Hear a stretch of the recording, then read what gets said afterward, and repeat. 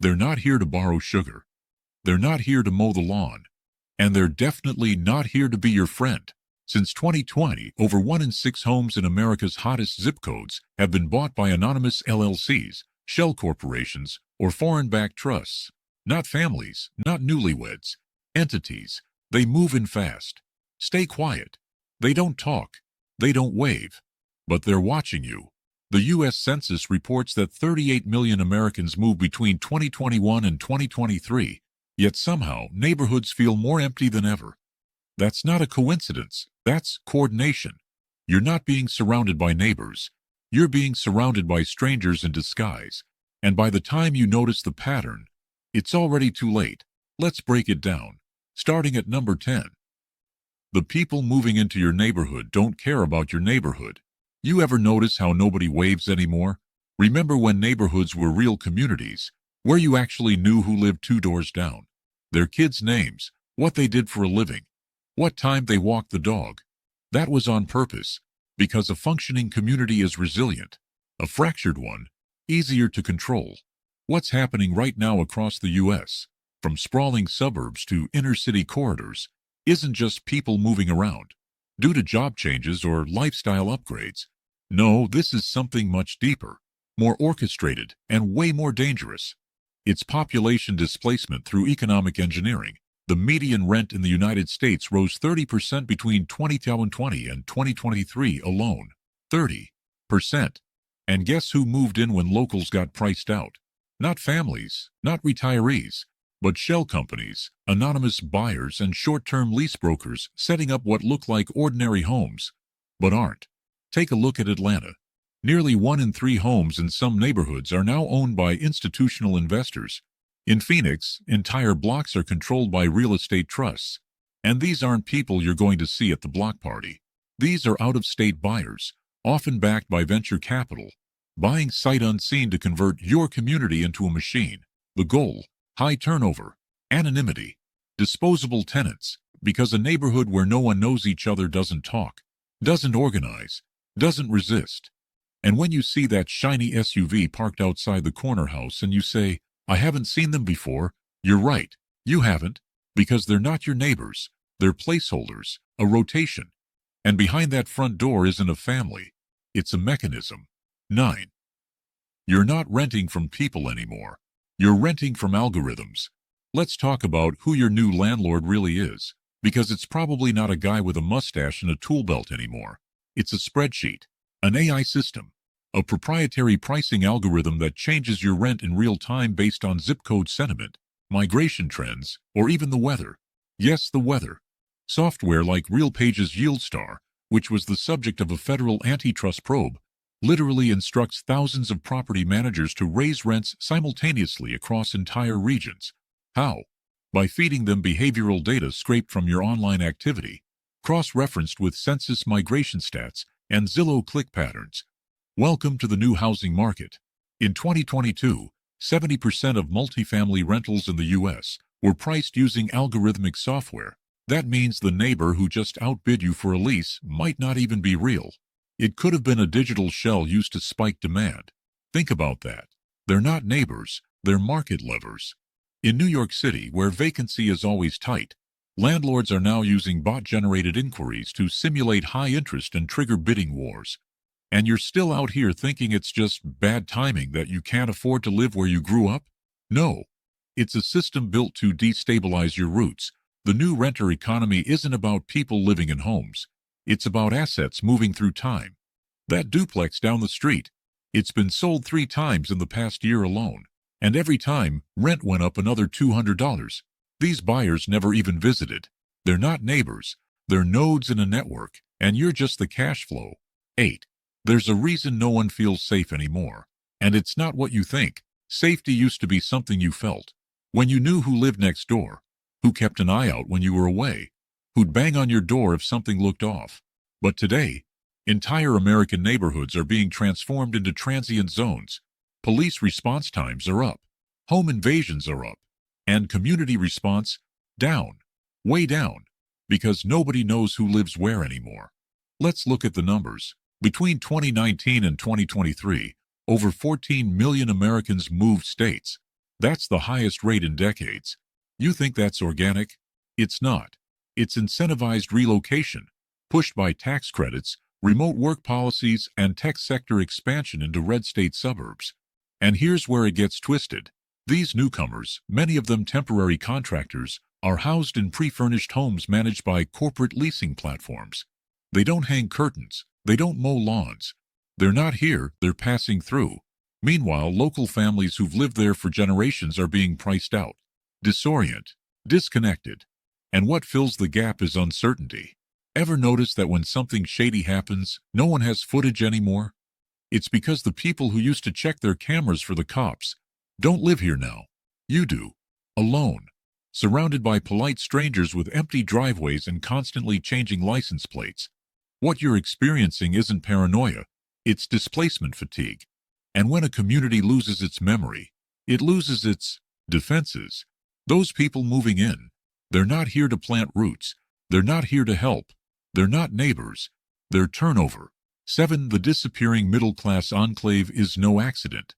You ever wonder why every middle-class neighborhood is either evaporating or being carved up by bulldozers and zoning boards? Why the school that was once the pride of your district suddenly has half its lights off?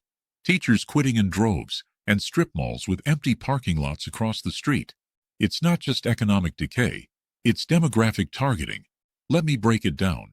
The American middle-class community with its single-family homes, good schools, and stability used to be the backbone of civil society. It was also the most resilient to manipulation. And so, starting in the mid-2000s, but turbocharged after 2020, these areas became the prime target of urban densification initiatives. That's code for breaking up what works. In 2021, California passed SB 9, allowing developers to split single-family lots into 4 units. 4.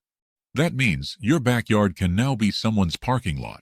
And these new units, often pre-sold to institutional buyers before they even break ground. Now multiply that by every major city following suit. Austin, Charlotte, Denver, Boise. Suddenly your quiet street becomes a construction zone, permanently. And who's buying all these duplexes and micro-units? Global real estate funds, management companies, not Americans starting families, not veterans coming home. The middle class is being surgically removed from its own towns, not because it failed, but because it succeeded. It represented autonomy, memory, a voting bloc. And when they carve up your block into a patchwork of rentals, you don't get 4 new neighbors. You get 4 new strangers. The kind that won't be here in a year. The kind that won't care if the local diner shuts down or if your dog runs off. Because they're not neighbors. They're the next wave. 6. The government isn't just watching your neighborhood, it's designing it. Let's not sugarcoat it. Zoning laws used to be about keeping things fair, keeping factories away from homes, schools close to kids, and giving communities a say in what gets built. Not anymore. But what's happening now is a coordinated takeover of your zip code under the guise of equity, inclusivity, and climate readiness. It sounds nice until you read the fine print. In 2023, HUD rolled out affirmatively furthering fair housing initiatives, requiring local municipalities to submit equity action plans, detailing how they'll reshape communities to reflect regional demographics. Translation: if your neighborhood doesn't match the racial or income makeup of the larger metro area, they'll rezone until it does. No vote, no town hall, just compliance. And they're not even subtle about it. The Biden administration pumped billions into community development block grants tied to these equity metrics. If your city wants the federal money, it has to play ball, and that means bulldozing single-family zoning, approving high-density housing, and diversifying your neighborhood. Think I'm exaggerating? Look at what happened in Minneapolis. In 2020, they became the first major city to completely eliminate single-family zoning. That means a fourplex can be built on your street without your consent. And who's funding the construction? Not families, not even locals. Often it's federally backed lenders, foreign capital, and multinational property trusts. The people moving in, they don't work at your local grocery store. They're students, contract workers, digital nomads, people who are here for 6 months max. You try talking to them, but they've already sublet the unit to someone else. And the irony, you're the one who ends up feeling like the outsider in your own town, because they're not neighbors. They're placement agents in a demographic experiment. 5. The military has its eyes on suburbs, and not in a good way. Here's something most Americans have never heard. The Pentagon has been studying suburban America for over a decade, not for defense, but for domestic urban operations. You read that right. In 2016, the U.S. Army's Strategic Studies Group published a chilling paper called Megacities: Urban Future, the Emerging Complexity. It described suburban sprawl as non-permissive environments that require operational adaptation for future conflicts. Translation: if unrest happens, they already know how to control your neighborhood. Why would the military care about cul-de-sacs and strip malls? Because that's where the last stable voting blocks, tax bases, and social cohesion still exist. And when things go sideways, economically or socially, those zones become pressure points. You want more proof? Look into the Joint Urban Operations Office within the Department of Defense. They've run simulation after simulation, where entire American cities are redrawn as potential threat maps. That's not conspiracy. That's open-source military planning. And they're not planning for tanks on foreign soil. They're planning for civil instability here. In 2022, DARPA even launched a project studying social contagion in tight-knit communities. That's their word, contagion. As if trust, familiarity, and civic resistance are diseases. Now add the quiet rollout of federal surveillance partnerships with private security systems, like the Ring doorbell's data-sharing deals with over 2,000 police departments. That's how you end up with a suburban surveillance state masquerading as neighborhood safety. You think your neighbor's just setting up another Nest camera? Maybe. Or maybe they're part of an integrated domestic observation network, one where data from your porch gets routed through a city fusion center. And the new family that moved in across the street?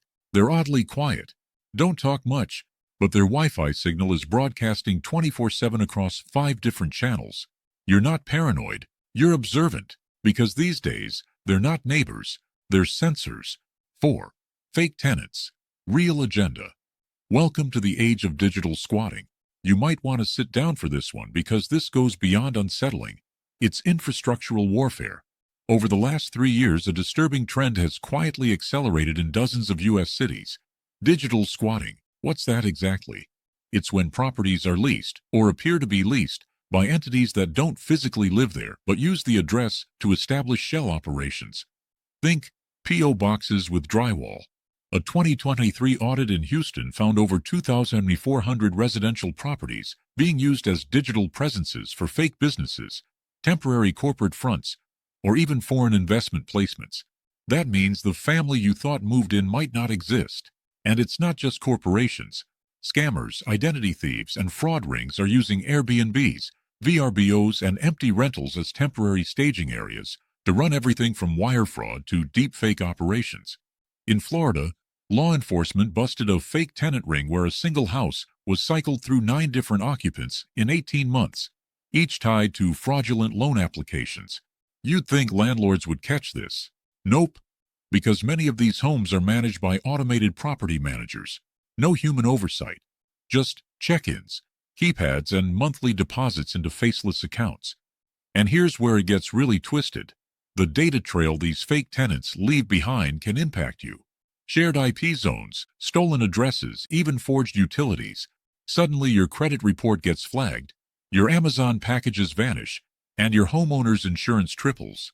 And the worst part? You can't prove anything, because the leasing company doesn't even have a name.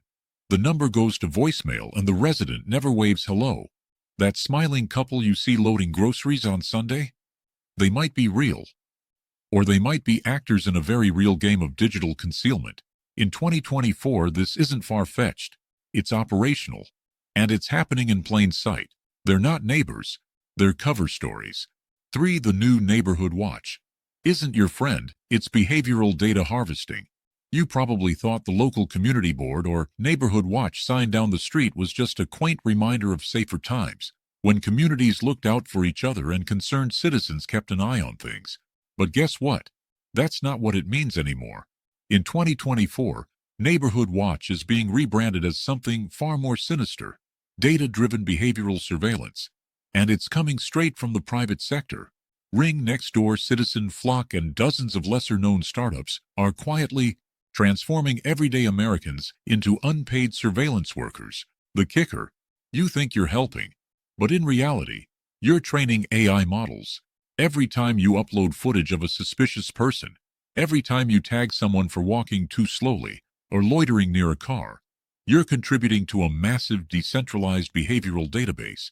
Block Safety alone logs over 500 million vehicle license plate scans per month, often storing that data indefinitely, and they don't even need law enforcement permission to do it. HOA boards and private citizens can install them with zero oversight. As of 2023, over 2,500 American cities had adopted some form of AI-driven neighborhood monitoring under the guise of public safety. But there's a deeper issue here. This surveillance isn't evenly distributed. It's focused on transitional zones, middle-class suburbs, gentrifying areas, and anywhere with upward migration. Translation: they're tracking you, the stable homeowner, the tax-paying resident. They want to see how you react to change, who you call the cops on, who you ignore. And yes, this data gets sold. Telecoms, advertisers, credit agencies, even foreign data brokers. That's not speculation. It's documented. And the most brutal part? These systems are designed to create friction, to erode trust. Because when every doorbell is a camera and every post is a warning, nobody feels safe with each other. And that's the whole point. Community trust is the last firewall against top-down control. Tear that down, and you're not living in a neighborhood anymore. You're living in a monitored zone. The people walking their dogs at midnight, they're not just being watched. They're watching you, and they're not neighbors. They're participants in a feedback loop. 2. Your zip code is now a social credit score. You just don't know it yet. Let's get brutally honest. There is no such thing as just your zip code anymore. It's not a neutral number. It's a behavioral profile. It's a dynamic rating system. It's how you get scored, tracked, and filtered, without your consent and without a single vote being cast. In 2024, over 400 fintech, insurance, and data analytics firms use zip-level behavioral data to determine who gets what. And I'm not talking about old-school redlining. This is algorithmic gatekeeping. It's fluid, reactive, and invisible. Lenders are already using it to flag emerging volatility clusters. Translation: if your neighborhood has a sudden increase in late credit card payments, package thefts, or even medical claims, your rates go up. Not because you did anything, but because your neighbors did. Or whoever's pretending to be your neighbors. And here's the ugly truth. Zip codes are now behavioral indicators in major corporate ESG models. If your community is deemed non-compliant with sustainability goals, climate readiness, or DEI benchmarks, your bank downgrades your lending tier. You won't know this is why you got denied. They'll never say it out loud, but internally your location is being graded by systems that don't care about truth, only trend lines. It gets worse. Social media platforms are now cross-referencing zip metadata to apply shadow filters to posts deemed locally destabilizing. That means if your neighborhood starts speaking out against rezoning, crime waves, or suspicious land purchases, your message might quietly disappear. The most shocking case: a 2023 FOIA leak revealed that a West Coast city used zip-based social metrics to preemptively flag residents for mental health interventions, based on neighborhood-wide behavior, not personal history. You think your address is just a place you live? It's not. It's a data tag, a soft barcode, and the people moving in next door. They're affecting your credit, your reputation, and your visibility, without ever speaking a word. They're not neighbors, they're variables in a risk model. 1. The neighborhood itself was the experiment all along. This is it, the final turn of the key. You've been asking why nothing feels real anymore. Why your childhood street looks the same but feels hollow. Why familiar places echo with silence, even when they're full. The reason is terrifying in its simplicity.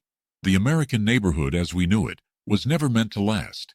It was a post-war behavioral experiment, designed to pacify, not empower. In the late 1940s, Rand Corporation and the Office of Urban Planning published frameworks explicitly stating that dispersed housing minimizes riot probability. They didn't want you in cities. They didn't want you organized. They wanted you separated, entertained, and manageable. The suburbs weren't freedom. They were containment. And now, the containment is ending, because the experiment is evolving. In the last 5 years, federal and corporate players have been quietly rolling out what's called the 15-minute city model. Sounds great, right? Everything you need within walking distance. But look deeper. These walkable zones come with digital borders, geofencing, carbon quotas, access permissions. Think I'm kidding?